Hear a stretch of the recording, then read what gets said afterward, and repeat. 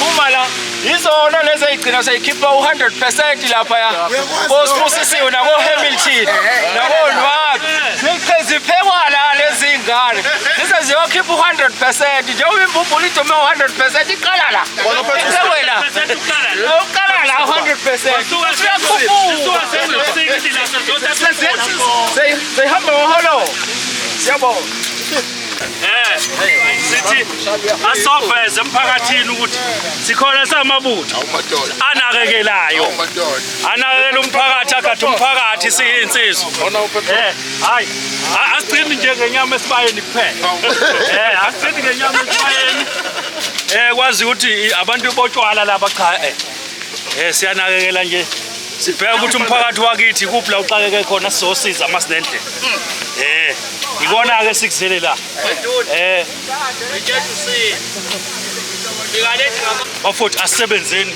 isikole sakithi lesi abanye bethu nje bafundala yabo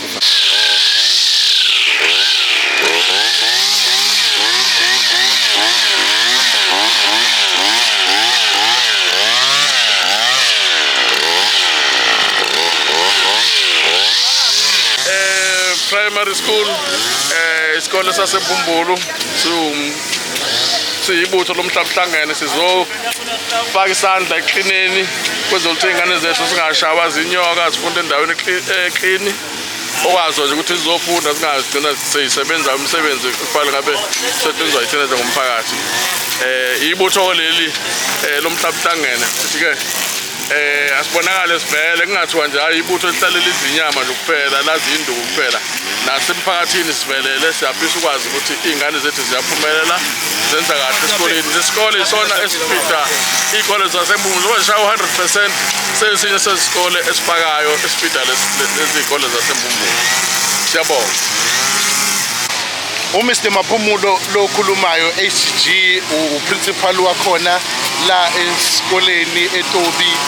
senior primary school esiqala ka grade 5 to grade 7 ezinye ke zeyikole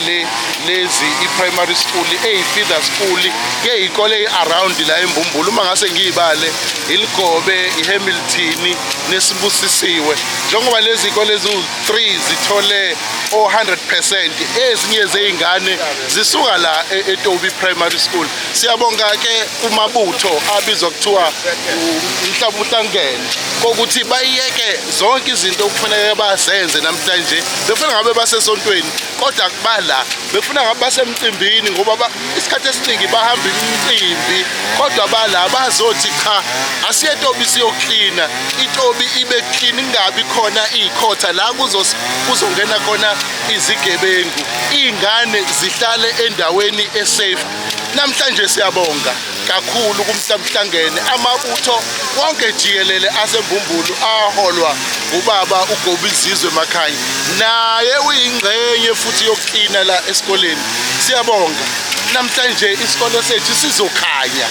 namhlanje isikole sethu kuzoba indawo esafety yokuthi kufundwe siyabonga kumhlabuhlangene sazi ukuthi nje thina amabutho angena esibayeni adla inyama asina ingoma bese yahamba namhlanje ngiyibonele ngamehlo kokuthi awu kanti amabutho ayakwazi ukungena esikoleni because uhulumeni uyiprioritizile education